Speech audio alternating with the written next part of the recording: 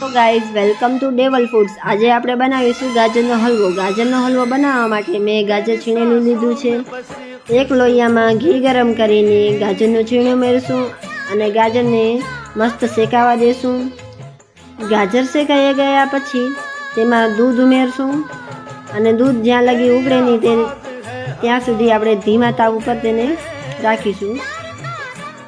ત્યાર પછી તેમાં એલચીનો ભૂકો ઉમેરશું। પછી આપણે ખાંડ ઉમેરશું। ખાંડ ઉમેર્યા પછી આપણે ડ્રાયફ્રૂટ શેકીને તેને ગાજરના હલવામાં નાખી દઈશું।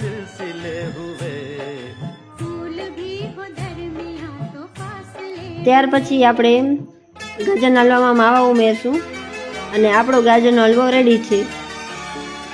જો તમને આ વિડીયો ગમ્યો હોય તો લાઈક કરો, શેર કરો અને સબસ્ક્રાઈબ કરો। Thank you so much.